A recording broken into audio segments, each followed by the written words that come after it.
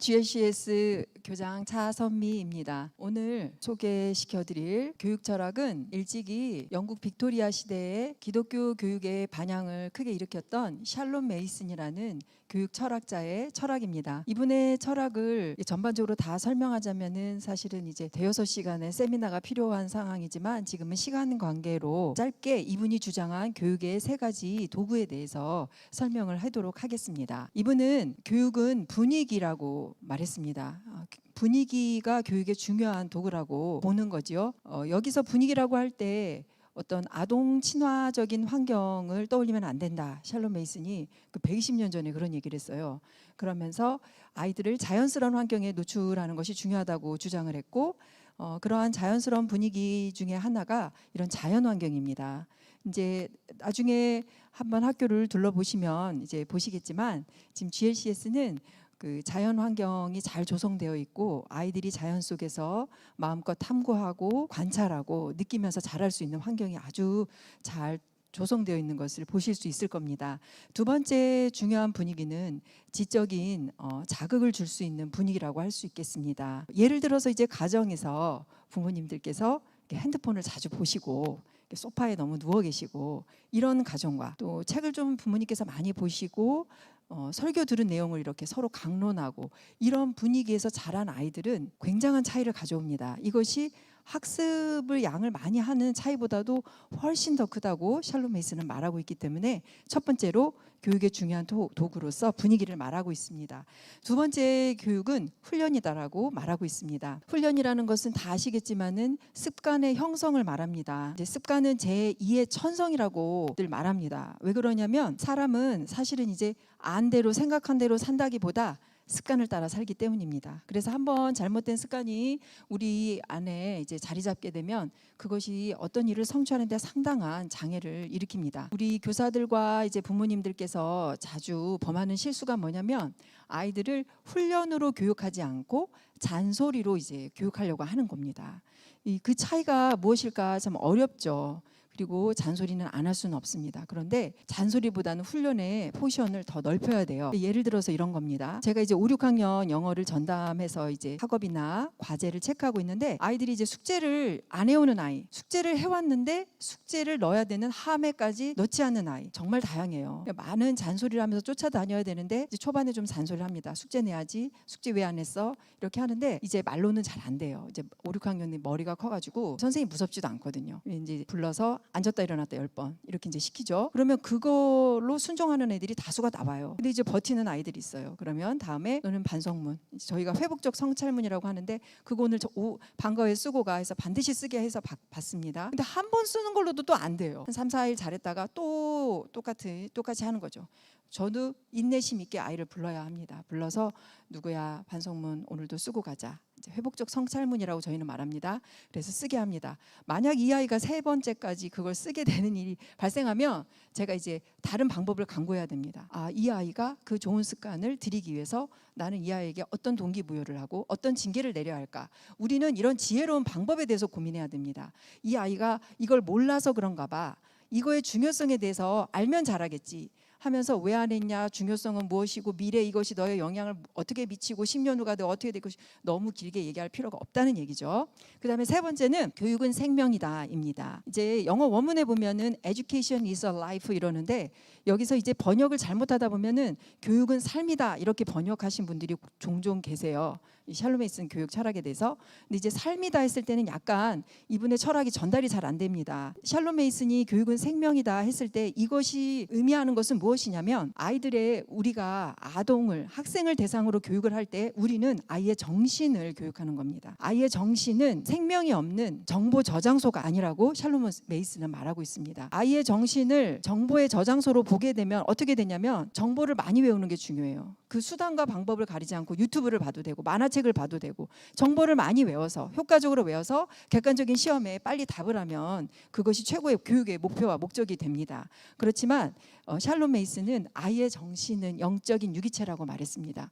유기체는 어떻습니까? 성장하고 소통하고 유기물과 확연한 차이가 있어요. 그래서 우리가 아이들한테 지식을 제공할 때도 연관성 없는 파편적인 정보를 막 나열해서 제공하는 것이 아니라 유기적인 연관성 있게 제공하는 겁니다. 하나 예를 들면 교육 한국사, 인물 이름, 연도, 업적, 문화유산, 시대 이거 막 외우느라고 한국사를 다 아이들이 정말로 싫어하게 돼요. 그런데 예를 들어서 제가 사금팔이 한 조각이라는 책을 굉장히 사랑하는데 그 책이 이제 한국인 교포가 쓴 책으로 뉴베리상도 받았습니다. 그 책이 고려 시대를 배경으로 하고 있어요. 청자 이야기인데 그 청자 이야기에 얽힌 한 아이의 인생을 문학책으로 읽으면서 저는 그 책을 읽을 때마다 울거든요. 아이들이 그 책을 봤을 때 고려 시대와 더 친밀해지고 이 정서가 거기에 함께하게 되면서 그 지식과 더 친밀해지는 겁니다. 우리는 아이들을 이렇게 교육해야 된다고 샬롬 메이슨은 말하고 있습니다. 이러한 교육 철학에 따라서 저희 이제 GLCS 교육 특징을 4가지로 나눠서 설명하겠습니다. 신앙, 독서, 자기주도 학습,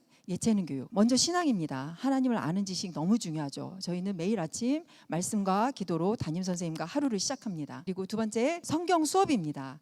이제 지금 한국에는 기독교 역사가 짧기 때문에 많은 기독교 학교들이 이렇게 생겨나고 있지만 사실은 바이블이라는 성경이라는 교과목이 없어요. 근데 이제 서양의 기독교 학교들은 바이블이라는 과목이 있습니다. 저희가 그것을 가져다 쓰면 좋지만 다 영어로 쓰여 있고 한국 상황이 또 맞아야 되니까 그걸 그대로 가져다 쓰는 데는 상당히 어려움이 있죠. 지금 GLCS에서 사실 장기 프로젝트로 저희가 계획하고 있고 팀도 결성했는데요. 성경이라는 교과목을 1학년부터 12학년까지 개설하는 것입니다. 근데 그때까지 이제 저희가 그냥 마냥 손 놓고 있을 수는 없고 저희가 부분적으로 하고 싶은 것들을 각 학년별로 실행하고 있습니다. 이제 끝나고 저희 부스에서 보시게 될 텐데요. 성경을 어떻게 가르치고 있고 어떤 방향으로 가고 있는지 한번 엿보실 수 있으실 겁니다. 저희가 일주일에 한 번씩 채플 시간을 갖고 있고요. 아까 이렇게 서 있는 우리 코람데오 보셨죠? 이제 일주일에 한 번씩 이렇게 학생 주도로 예배를 드리고 있습니다. 그리고 분기별로 한 번씩 화요 기도 연합회를 가지면서 학부모와 교사와 그다음에 아이들이 모두 연합해서 기도하고 찬양하는 시간을 가집니다. 그리고 절기 교육 너무 중요하죠. 이제 부활절, 추수감사절, 성탄절 이런 것을 아이들에게 이제 지키게 하면서 학교에서도 담임 선생님들이 학년에 따라 다양한 아이디어를 내서 이런 절기를 기념하는 그런 교육을 하고 있습니다. 마지막으로 이제 회복적 생활 교육인데요. 이것은 이제 요즘에 학교 폭력 이런 얘기 되게 많이 들어보셨을 거예요. 대학원에서 그 교육학을 공부하다 보니까 학교 폭력의 예방과 교육이라는 그 교과목 제목이 있어요. 그 정도로 지금 이게 학교에서도 굉장히 다루기 어려우면서도 중점을 두는 것인데 사실은 이렇게 학교 폭력이 가해자를 보호하기 위해서 제도적으로 마련한 거지만 사법적인 제도를 학교 안에 그대로 가지고 들어오면서 아이들의 관계가 깨지고 사실 가해자가 이렇게 충분히 어떤 회복과 위로를 받지 못하는 일이 부작용이 학교 안에서도 상당히 많이 발생하고 있기 때문에 지금 북미에서 주장한 그 먼저 일어난 운동입니다. 그래서 사법적인 걸 전혀 무시하고 뭐 가해자를 벌을 주겠다, 안 주겠다, 용서해주자 그런 의미는 아니고 거기에 플러스 관계 회복을 위해서 어떻게 해야 되는가의 접근입니다.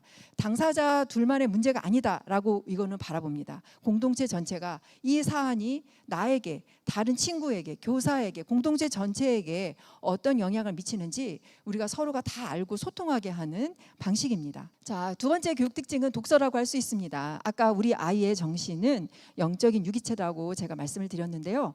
이 정신에 적합한 양식을 매일 제공해 주는 게 너무나 중요하고 그러한 양식은 바로 책 속에 있습니다. 저희는 지금 일주일에 혹은 2주일마다 한 권씩 읽고 있는데요. 고등부 같은 경우는 이제 워낙 책이 두껍고 아이들 공부량이 많기 때문에 2주에 한 권, 그리고 전교생이 일주일에 한 권. 그런데 저학년 같은 경우는 또 책이 얇기 때문에 2권, 3권까지도 필독서로 읽고 있습니다. 지금 중학교나 초등 고학년 기준으로 볼 때 아이들이 한 학기에 15권 이상을 반드시 필독서로 읽는다고 아시면 됩니다. 그리고 개인 독서 시간을 더 권장하고 장려하고 있어요. 그래서 저희가 시간표에도 개인 독서 시간을 집어넣고 있습니다. 저학년 같은 경우는 이제 책 줄거리 말하기 이렇게 제가 풀었는데요. 샬롬 메이슨 이걸 narration이라고 합니다. 이것을 상당히 중요한 교육의 툴로 얘기했는데요. 자기가 안 것을 자기 말로 말하게 하는 교육입니다. 이것이 사실은 전 학년이 하면 좋은데 우리가 이제 발표나 토론 수업을 많이 하기 때문에 충분히 하고 있고 우리 저학년 아이들은 글쓰기에 들어가기 전에 이러한 그 말하는 기록하는 훈련을 하고 있습니다. 그리고 학부모와 교사가 또 책 읽어주는 거 되게 중요하게 생각하거든요. 책을 많이 읽어주셔야 됩니다. 아이들이 지금 이제 한글 떼가지고 떠듬떠듬 읽는 거에만 의지하시면 안 되고 부모와 교사가 훨씬 그 아이의 문해력을 뛰어넘는 책을 읽어줄 때 그 아이는 자신의 문해력보다 높은 책을 소화할 수 있습니다. 글쓰기 이제 고학년이 되면 꾸준히 글쓰기를 통해서 사고력과 표현력을 기르고 있습니다. 이렇게 책을 개인 독서나 필독서를 통해서 책을 읽고 기록하는 훈련을 하고 그래서 그에 따른 보상을 하고 있는 독서 인증제를 운영하고 있습니다. 이러한 독서 교육을 통해서 저희가 가장 중점에 두는 것은 세상을 어차피 우리는 세상에 나가야 되고 세상에서 어떤 일이 일어나는지를 우리가 책을 통해서 간접 경험을 하는 거잖아요. 근데 이걸 학교에 들어왔을 때 교사와 아이들과 성경적 세계관으로 책을 해석하고 나누는데 아주 유익하다고 할 수 있습니다. 제 책 제목은 구름빵입니다. 그 나레이션 하는 구름빵 모습이에요? 뭐냐면 어떤 고양이 2명의 아이랑 엄마 아빠가 있었거든요. 갑자기 그걸 빵으로 만든 거예요, 엄마가. 빨간 코끼리까지 가져가가지고 가져해가지고 이제 산타 할아버지가 고맙다고 악수하면서 말하고 눈사람도 감사하다고 말했어요. 너덜너덜하게 살다가 깨끗해지는 이야기입니다. 네, 아이들이 이제 담임 선생님 혼자서 10몇 명 아이들의 그 나레이션을 들어줄 시간이 없거든요. 그래서 우리 담임 선생님이 너무나 이게 기발한 아이디어를 내셔가지고 목사님, 선생님, 선배 이렇게 쫓아다니면서 나의 나레이션을 들어주세요 합니다. 집에서도 아이들이 너 오늘 읽은 책 나한테 얘기해줘. 그래서 말을 많이 시키십시오. 정말 아이들은 자기가 알고 있는 것을 말하는 것을 즐거워합니다. 자, 그다음에 세 번째 소개시켜드릴 교육 특징은 자기주도 학습입니다. 저희가 이제 자기주도다 그러면 자율학습인가 혼자서 그냥 조용히 공부하는 이렇게 생각을 하시거나 또는 교사가 가르쳐주는 걸 주도적으로 공부하는 건가 보다 이런 주도성을 얘기하나 보다라고 보실 수도 있는데 그렇지 않고 이런 학습의 과정에 학습자가 주도적으로 참여하는 학습자 중심의 수업을 말합니다. 그렇게 하기 위해서 저희가 사용하는 툴로서 생활 노트 플래너가 있고요. 여기에다가 이제 계획을 분기별로 하고 학기 초에 그다음에 이제 매일 공부한 내용을 기록하게 합니다. 그리고 이제 마지막에 평가까지 하는데 이게 이제 저학년들은 잘 안 되죠. 부모님이 많이 도와주셔야 되고 이것이 훈련되기까지 매번 체크해야 되는 그런 에너지가 듭니다. 이것이 근데 한 번 잘 되잖아요. 자동으로 돌아가요. 그러니까 처음에 저학년 때 1, 2, 3, 4 많은 에너지를 드린다고 생각하시고 학부모님들도 도와주시면 감사하겠습니다. 스스로 공부하고 배움 노트 작성하는 것을 저희 학교에서는 참 많이 합니다. 사회, 과학, 영어, 수학 각자의 배움 노트가 있어요. 그다음에 형성평가. 형성평가라는 것은 쉽게 말해서 과정을 평가하는 겁니다. 그래서 이제 공부를 그냥 교사 주도로 공부를 쭉 하다가 중간 기말만 보는 게 아니라 모든 과정을 평가에 넣습니다. 그리고 저희가 자기 주도로 했을 때 또 유익한 점은 뭐냐면 개별 평가가 가능하다는 겁니다. 그러니까 이제 중간고사 때 똑같은 진도에 똑같은 공부를 다 같이 시험 보는 게 아니라 진도가 빨리 나가면 단원 평가를 좀 빨리 보고 이렇게 하는 거예요. 자기 수준에 맞는 단원 평가를 보고 영어 같은 경우는 한글은 덜하지만 영어는 정말로 수준 차이가 아이들 수만큼 있다고 보시면 돼요. 그래서 영어만큼 자기 주도로 했을 때 효과적인 과목이 없습니다. 그리고 저희가 이렇게 이제 자기 주도 수업으로 많은 부분을 운영하지만 사실은 전 과목을 그렇게 한다는 건 아니고 자기 주도로 했을 때 유익한 과목들을 일부 그렇게 하고 있다는 겁니다. 많은 부분 한 5, 60% 정도. 그렇지만 나머지는 이렇게 강의 수업 병행하고 있고 발표와 토론을 통한 그룹 수업을 충분히 하고 있다는 것을 아시면 좋겠습니다. 자, 자기 주도 학습을 표현할 수 있는 가장 좋은 이제 과목으로 제가 영어를 골랐고 영어에 대해서 또 관심도 많으시기 때문에 제가 따로 떼서 설명을 드리겠습니다. 저희의 영어 커리큘럼은 Extensive Reading과 Intensive Reading, 그다음에 수준별 분반 수업, 과제 이렇게 네 가지로 보실 수 있겠습니다. Extensive Reading은 쉽게 말해서 다독입니다. 자기가 흥미가 있는 그런 책들을 다독해서 인풋을 많이 하는 게 상당히 중요합니다. 영어는 습득이 일어나는데 인풋이 많아야 돼요. 그리고 그 다음에 이제 인텐시브 리딩을 통해서는 깊이 있는 책 읽기를 합니다. 이때 문법도 공부하고 어휘도 자세하게 공부하고 핵심 문장을 외우는 그런 일들을 합니다. 그리고 이렇게 자기 주도로만 하느냐, 그룹으로 모여서 해야 될 것들이 있어요. 그런 것들을 이따 보여드리도록 하겠습니다. 저희가 이제 국제학교는 아닙니다. GLCS가 국제학교는 아닌데 그렇지만은 또 공교육이나 일반 학교에 비해서 영어 차시가 한 2배 정도 돼요. 그래서 영어를 상당히 강화한 학교인데 그럼에도 불구하고 영어의 습득이 이루어지기 위해서는 학교에서 이렇게 한두 차시 하는 걸로는 부족한 감이 있어요. 그래서 저희가 이렇게 듣기나 어휘, 문법 수업을 매일 내주고 아이들은 수업을 해야 합니다. 숙제를 해야 합니다. 어학실 모습이에요.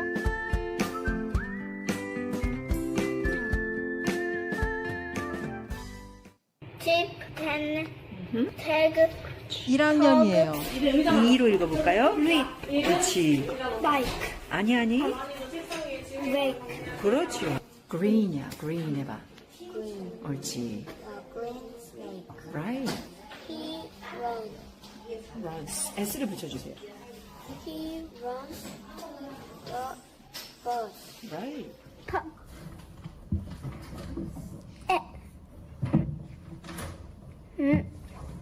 Hand.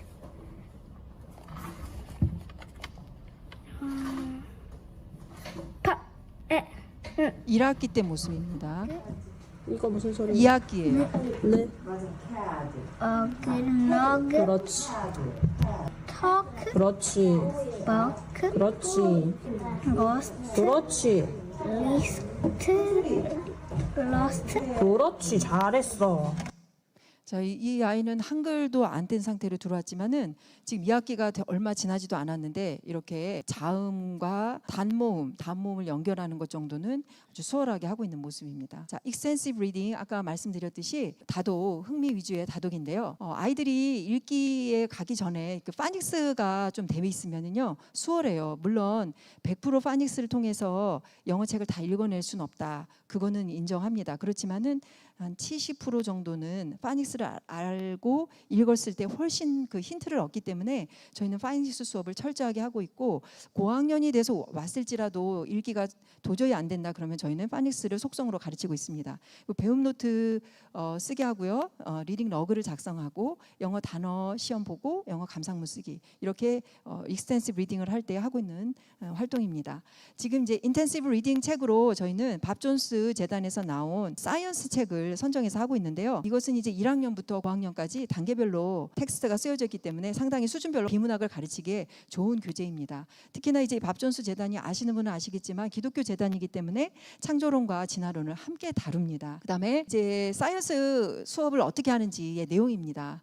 뭐 주동사 찾아서 줄치기, 모르는 문장 교사에게 질문하기. 우리 저기 지금 아이들 저렇게 예쁘게 앉아 있는데 아마 무슨 말인지 다 잘 알 거예요.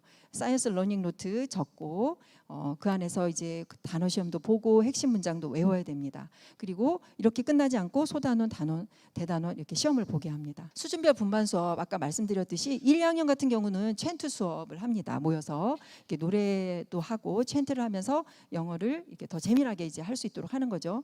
이제 파닉스가 고학년인데 좀 안 되겠다 그러면 기초반에 넣습니다. 리스닝, 스피킹 수업 하고 있고요. 그다음에 그래머, 라이팅 이게 적합한 학년에 또 이런 수업을 하고 있습니다. Shared Reading이라는 수업을 이번 학기에 하고 있는데요. 그러니까 아이들이 이제 파닉스 정도는 아는데 문장 해석이 고학년인데 불구하고 좀 어렵다 그런 아이들을 데리고 따로 하고 있습니다. 토플 수업. 자, 평가는 그럼 어떻게 하느냐? 아까 말씀드렸듯이 이렇게 개별적으로 평가합니다. 그래서 단어 시험 봐야 되고 퀵 체크 외워야 되고 프랙티스 테스트 봐야 되고 유닛 테스트 봐야 돼요. 그러니까 아이들이 매번 시험을 보느라고 교실은 항상 분주합니다. 매일 과제를 체크하고 평가에 반영하고 있고요. 분반 수업에 따라서는 기말고사와 중간고사 고학년 경우는 보기도 합니다. 그리고 학기 말에 전 학년이 영어 능력 평가를 봐요. 이게 이제 토익이나 토플 같은 그런 영어 능력 평가죠. 초등과 중등을 위한 평가도 있습니다. 그래서 저희가 이것을 공식적으로 치르고 리포트를 집에 보내고 있습니다. 고등 같은 경우는 이제 입시에 맞춰서 해요. 그래서 유학하는 아이들한테는 이러한 토플 위주의 수업을 하고 이제 국내 입시를 하는 애들은 아무래도 이제 수능 중심으로 영어를 하고 있습니다. 이제 GLCS 네 번째 교육 특징은 예체능 교육인데요. 전인 교육을 위해서는 미술과 음악 이런 수업이 상당히 저는 중요하다고 생각합니다. 1인 1학기 하고 있고 오케스트라 운영하고 있습니다. 초등 이런 음악 기초 수업 하고 있고요. 중등은 합창 수업을 하고 있어요. 그리고 아이들의 기량을 테스트하는 책 점검하는 향상 음악회, 그리고 또 모여서 우리가 음악을 이렇게 즐겁게 즐길 수 있는 가을 음악회도 하고 있습니다. 초중고 미술 다 수업을 하고 있고요. 고등 같은 경우는 이제 고1까지는 이제 의무고 그 다음부터는 이제 입시 원하는 아이들만 하고는 있습니다. 체육 수업 저희는 이제 이렇게 도시에 위치한 학교 치고는 운동장이 있고 실내 체육관이 있어서 체육 수업을 아주 충실하게 잘하고 있다고 믿으셔도 됩니다. 그리고 초등에 이제 좀 더 특징적인 것은 미술 감상 수업이라는 건데요. 이걸 통해서 이제 문학과 음악과 미술을 연결해서 이렇게 인문화 소양을 넓히는 수업입니다. 그리고 1학년에서 4학년까지는 이런 생존 수영 수업을 하고 있습니다. 자, 여기까지가 제가 담당한 발표가 되겠습니다. 감사합니다.